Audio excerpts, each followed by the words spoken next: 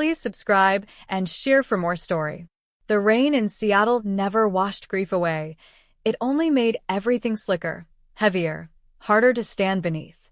Clara Ashford stood at the edge of her elder son's open grave, her black shoes sinking into the mud like the earth itself was trying to claim her.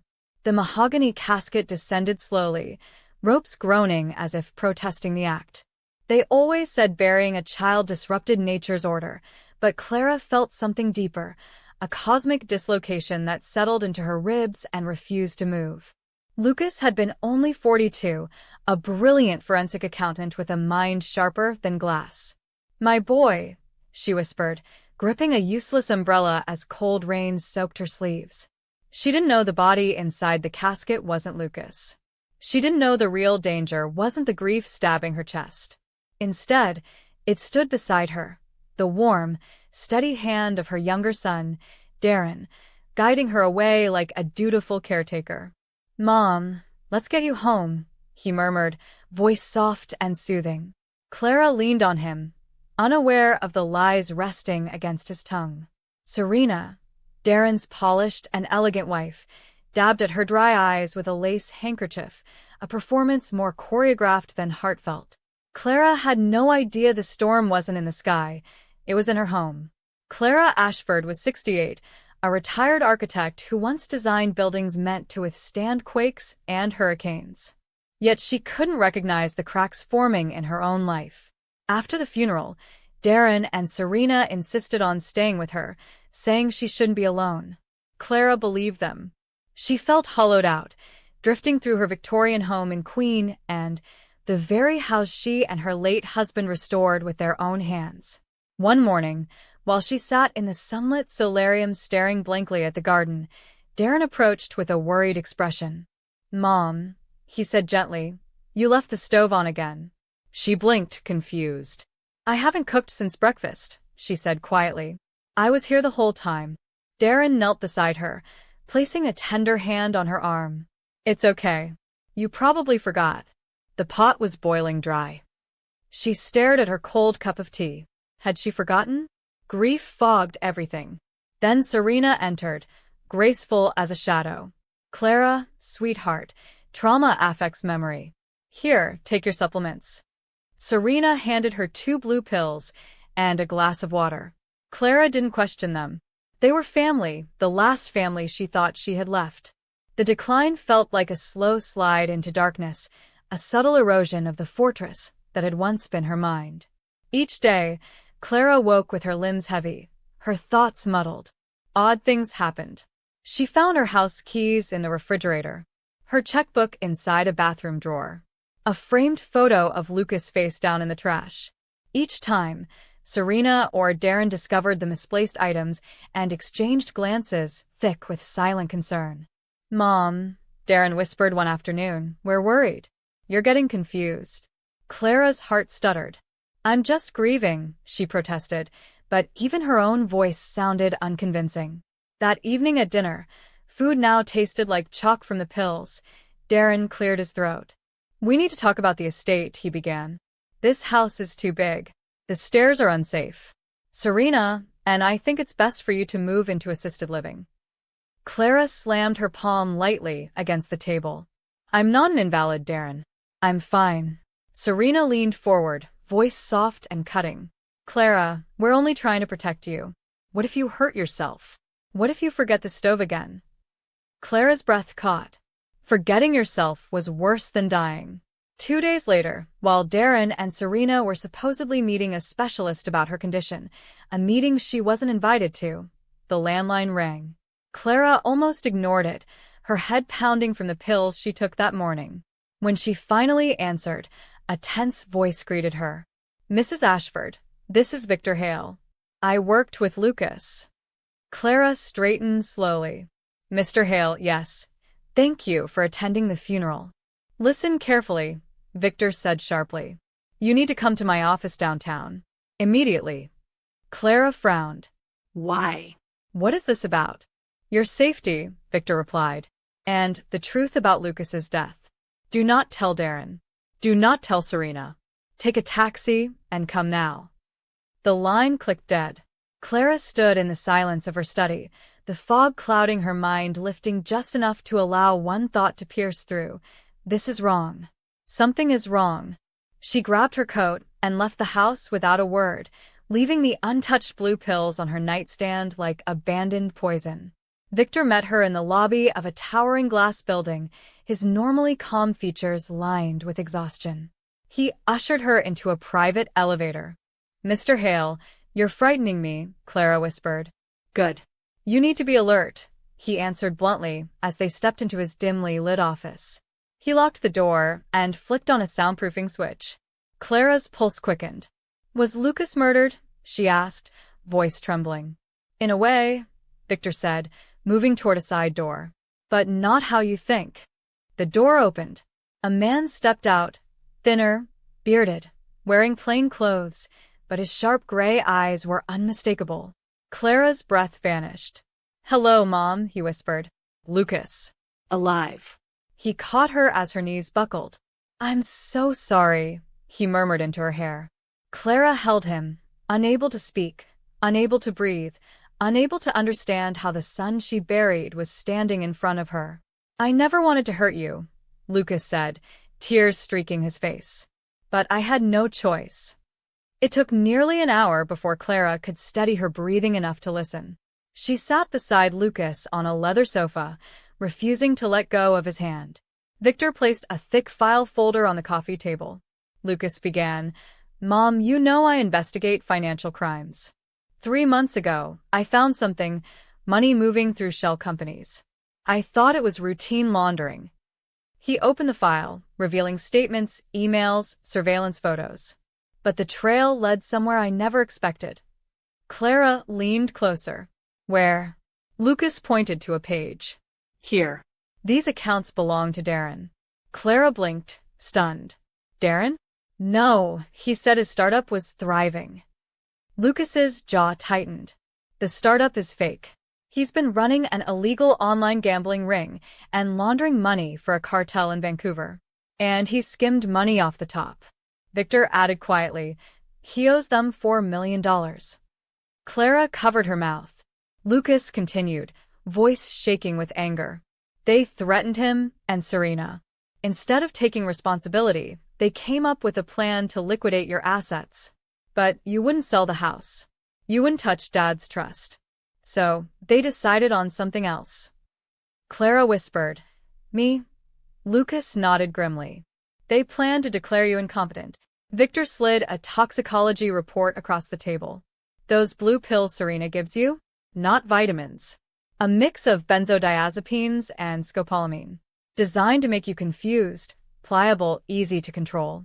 Clara felt her stomach twist. "They were poisoning me?" "Slowly," Victor said. "Enough to mimic dementia." Lucas leaned forward. "I confronted Darren the night I discovered the truth." He laughed, Mom. "He told me the cartel would handle me if I got in the way. When I left, someone sabotaged my brakes. I barely survived." Clara gasped, gripping Lucas's hand. Tighter. "Why didn't you come home?" "Because if I lived openly, they'd kill me. And then kill you once they had control of your accounts." Victor nodded. "So, we helped Lucas disappear. The body you buried was a John Doe with no family.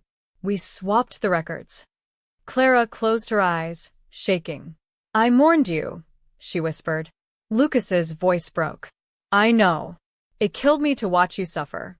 But we needed Darren to feel safe enough to move faster. We needed the guardianship paperwork. The evidence." Victor leaned forward. "And now we need you to finish this." Clara swallowed. "What must I do?" Lucas took her hand. "Go back." Returning home felt like entering a haunted house. Only the ghosts were alive and smiling. When Clara stepped through the door, Darren leapt to his feet. "Mom." "Where were you?" "We were terrified." His tone was rehearsed panic. Clara forced her voice to tremble. I went for a walk. I got lost." Serena exchanged a triumphant glance with Darren. "Oh, Clara," she said sweetly, "you can't wander off like that." "See? This is why the doctor needs to finish your evaluation." Clara sank into an armchair, hands shaking, not from fear but from the effort of pretending. Serena brought her water and the familiar pair of blue pills. "Here, take your medicine." Clara pretended to swallow, letting the pills stick under her tongue until she could discreetly slip them into her pocket. "I'm so tired," she murmured. Darren smiled gently. Rest. "Tomorrow is important." That night, Clara wedged a chair under her bedroom doorknob and lay awake, listening to the faint movements of Darren and Serena down the hall. She remembered the boy Darren once was, soft-hearted, eager, bright. She tried to match that child with the man plotting to steal her life. She couldn't. Greed had hollowed him into someone she no longer recognized. The next morning, everything felt staged. Serena cooked breakfast she didn't eat. Darren hovered with exaggerated worry. At 10, Dr. Lorne Avery arrived with a worn briefcase and a smile that didn't reach his eyes. "Good morning, Mrs. Ashford," he said, already filling out paperwork. "Just a few questions." Darren and Serena sat on either side of Clara like guards. "Mrs. Ashford," Dr. Avery began, "can you tell me who the president is?" Clara let her voice wobble. "Is it Nixon?" Darren leaned close. "See, doctor? She confuses decades." Serena slid a stack of legal documents toward Clara. "Honey, these just authorize Darren to help with your bills. You won't have to stress anymore." Clara picked up the pen with trembling fingers. She looked at Darren. "I should ask Lucas." His expression snapped into annoyance. "Mom, Lucas is gone," he said sharply. "You only have me now." Clara stopped shaking. Her voice turned steady, cold. "Are you sure he's gone, Darren?" Darren blinked. "What are you talking about?" Clara dropped the pen. "Because ghosts don't usually testify in federal court." At that moment, the front door, unlocked earlier during her mail check, burst open. Federal agents. Nobody moved. The dining room erupted as agents in tactical gear swarmed inside. Serena screamed, knocking over her chair. Darren shot to his feet. "What is this?" he shouted, backing away. And then Lucas entered behind the lead agent, alive and unbroken. Darren's face drained of color. "No," he whispered. This isn't possible. I buried you." Lucas stepped forward, voice ice cold. "You buried a stranger and called it closure. You didn't even look." An agent cuffed Darren's wrists. "Darren Ashford, Serena Ashford, you are under arrest for elder abuse, conspiracy to commit fraud, money laundering, and racketeering." Darren struggled. "Mom," he screamed as they dragged him away. "Tell them this is a mistake. I was helping you." Clara stood slowly, her spine straightened by a strength she thought grief had stolen. "No, Darren," she said softly. "You were helping yourself." Serena lunged, spitting venom. "You should have just died, you old witch." Lucas moved toward Clara, shielding her. He didn't speak. He simply placed a gentle hand on her shoulder. As flashing lights from police cars danced across the rainy street outside, Clara watched her youngest child being taken away. She did not cry. There were no tears left to give. The months that followed were a blur of legal proceedings, interviews, and emotional exhaustion. Clara spent countless hours recounting her ordeal to investigators, replaying conversations she once dismissed as grief-induced confusion. The trial itself lasted 6 long months. The evidence was overwhelming. Lucas's forensic tracing of the offshore accounts, Victor's testimony, toxicology reports confirming the drugs in Clara's bloodstream, and recordings Lucas secretly captured before disappearing. In the courtroom, Darren and Serena turned on each other instantly. Serena sobbed dramatically, claiming Darren masterminded everything. Darren accused Serena of manipulating him. Their marriage disintegrated in real time. Serena accepted a plea deal, 8 years in prison in exchange for testimony. Darren, facing charges of attempted murder by poisoning, financial fraud, and conspiracy, received 20 years in federal prison. Clara sat in the courtroom as the sentence was read. Darren never looked at her. Lucas placed a quiet hand on her back. "It's over," he whispered. But Clara knew better. Pain doesn't end with a verdict. It lingers. It reshapes. It teaches. That night, she packed a small suitcase and looked around the house she had restored, loved, and nearly died in. She realized she could never live there again. Clara sold the Seattle home within a month. Every polished wood stair, every stained glass window, every creaking floorboard reminded her of medicine cups, whispered accusations, and sleep thickened by drugs. Lucas helped her move across the country to Charleston, South Carolina. "We need a fresh start," he said gently as they drove along the coast. Clara chose a small cottage near the Battery, its porch overlooking the Atlantic, where the sun rose in colors Seattle rain rarely allowed. For the first time in a long while, she let herself breathe. Lucas found work with a small private firm, one less suffocating than his old corporate life. And in time, he met someone, Elena, a pediatrician with warm eyes and laughter that softened Lucas's rigid edges. Clara noticed how his shoulders dropped when Elena entered a room. She's good for him, Clara thought, watching them share quiet smiles. As for herself, she tended a small garden behind the cottage. The soil crumbled between her fingers like a promise. She learned sleep without the grip of blue pills, though nightmares still visited. But every morning she opened her windows to the ocean wind and told herself softly, "You survived. Now live." For 2 years, Clara refused to visit Darren. She couldn't imagine sitting across from the son who deliberately unraveled her mind. But the letters began 6 months after his sentencing. The first ones were venomous. Accusations, excuses, self-pity. "I had no choice," he wrote. "The cartel forced me. Serena pushed me. You never supported my dreams." Clara burned those letters in her garden. But then came silence.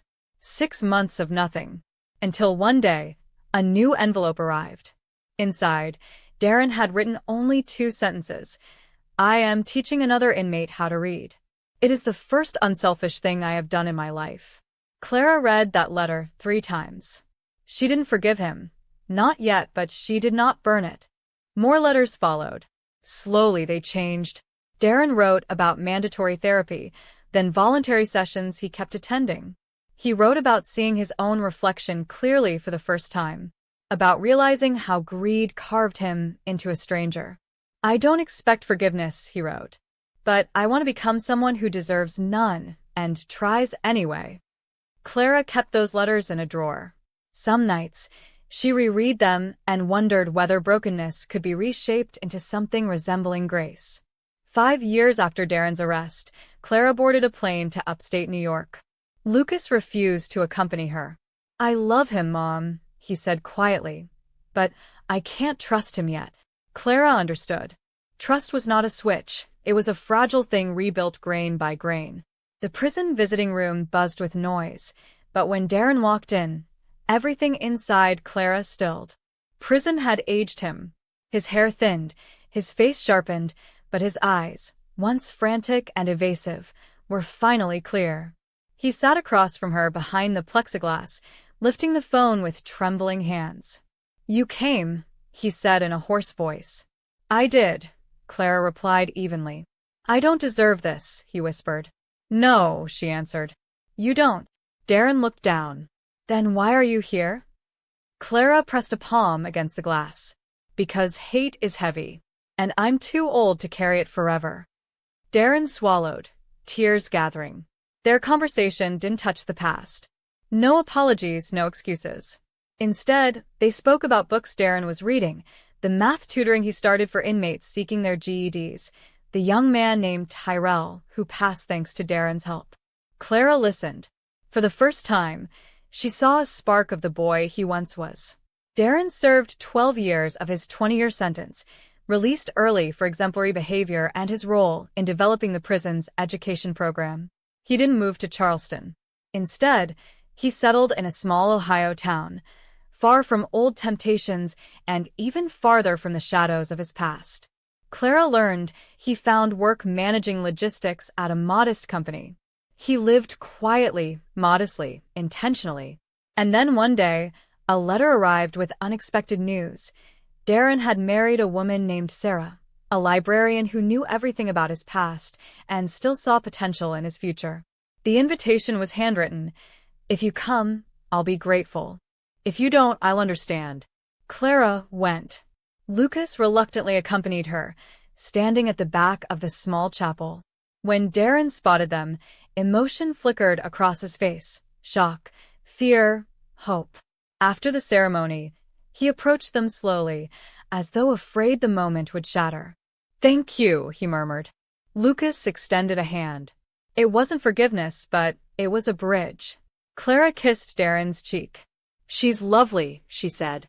They didn't stay for the reception. As they drove away, Lucas asked, "Do you trust him?"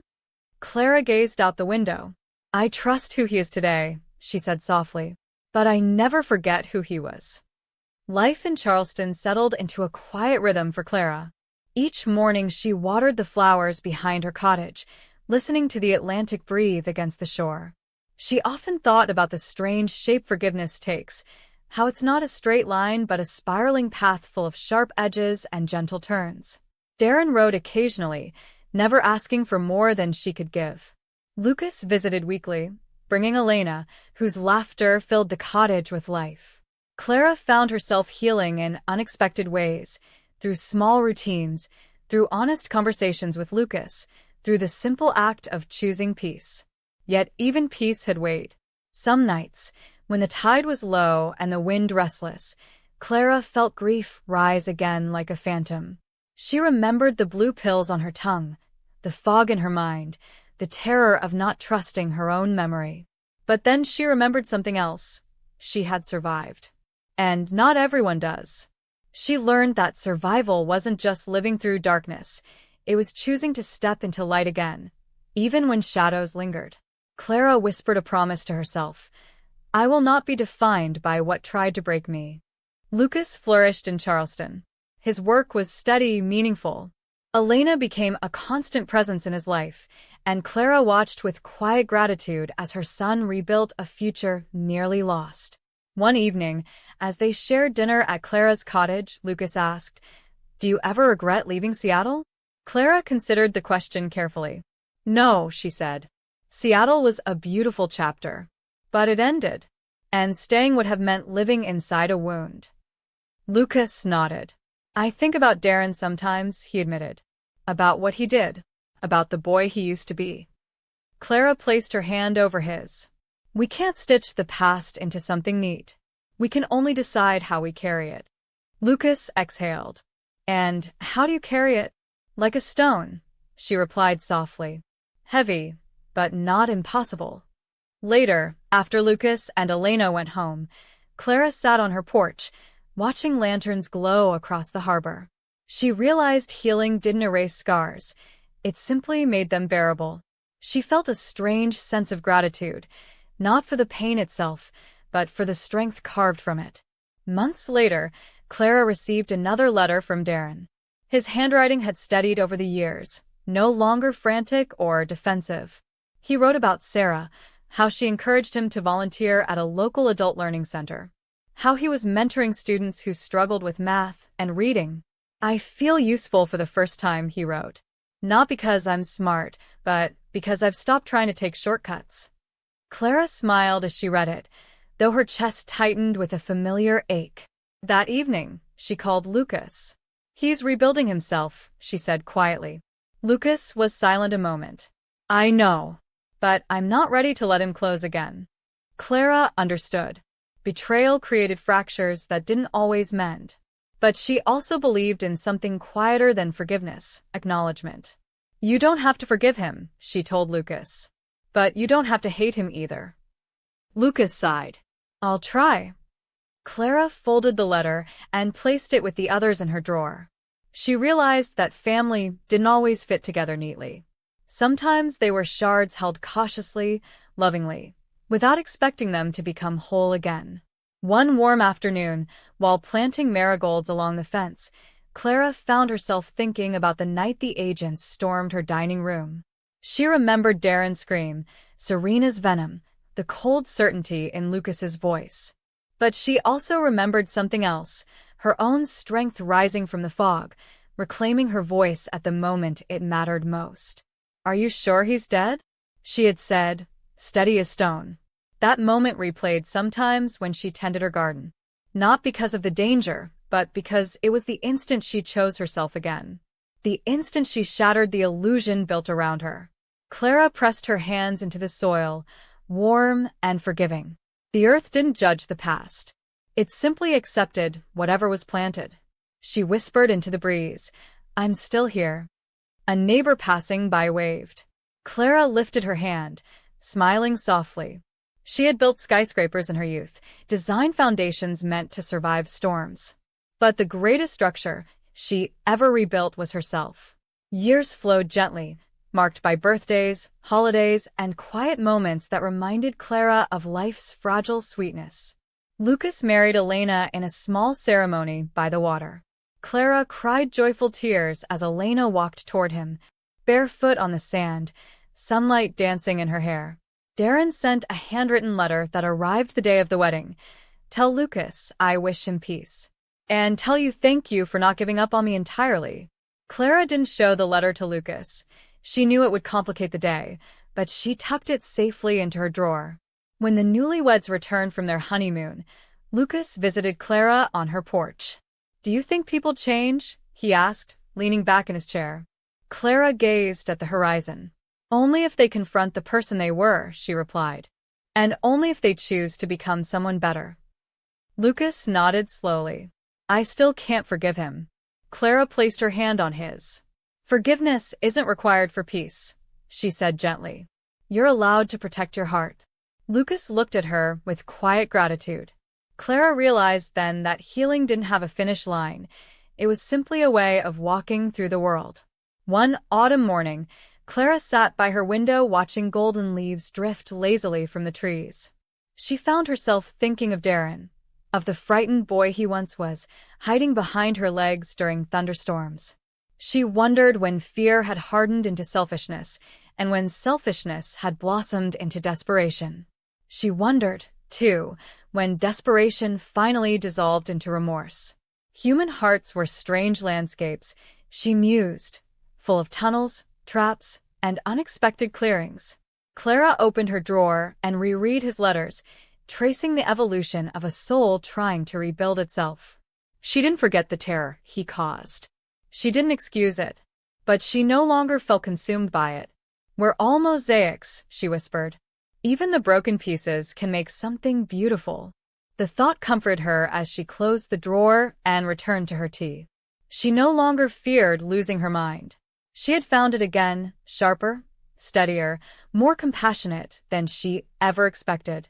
The woman they tried to dismantle had rebuilt herself, piece by piece. The following spring, Clara visited Ohio for the first time. Darren didn't know she was coming. She found the small learning center where he volunteered. Through the glass, she saw him leaning over a workbook with a middle-aged man, patiently explaining fractions with gestures she remembered from his childhood. He looked older, humbler, grounded. Clara didn't enter. She simply watched for a few minutes, letting the sight settle in her heart. Later, she visited the library where Sarah worked, leaving a small bouquet of flowers at the circulation desk with a note, "For welcoming the man my son is trying to become." That evening, she sat quietly in her hotel room, the soft hum of a distant train drifting through the window. She realized she didn't need a conversation with Darren. The truth was already before her. He was not the man who tried to destroy her. Not anymore. Clara felt something inside her unclench, a loosened knot she'd carried for years. "I forgive you," she whispered into the quiet room. Not for him. For herself. Months later, Darren called unexpectedly. "Mom," he said, voice cautious. "Sarah told me you visited." Clara smiled into the phone. "I did." Darren exhaled shakily. I don't know what to say." "Then don't say anything," Clara replied warmly. "Just live your life." Darren hesitated. "I'm trying, Mom. Every day. I'm trying to be someone better than the man who hurt you." Clara closed her eyes, listening to the sincerity in his voice. "You're doing the work," she told him. "That matters." Darren swallowed audibly. "Do you think one day maybe we could have dinner together?" Clara didn't answer immediately. Forgiveness did not erase boundaries. "One day," she said softly. "Not yet, but one day." Darren accepted this with quiet grace. "Thank you," he whispered. After hanging up, Clara sat on her porch, listening to cicadas hum beneath the darkening sky. She felt an ache, but a gentler one. An ache born from love that had been bruised but not entirely broken. Years continued to unfold gently. Lucas and Elena welcomed a daughter, whom Clara adored with a love so fierce it startled her. Watching the child toddle through her garden reminded Clara of all the things she had nearly lost. She often thought about the strange path life had forced her to walk, one filled with shadows, betrayal, resurfacing grief, unexpected redemption, and the kind of strength built slowly and painfully. One evening, after rocking her granddaughter to sleep, Clara stepped onto her porch and watched the sunset spill gold across the water. She realized she no longer carried fear. Not of dementia. Not of Darren. Not of loneliness.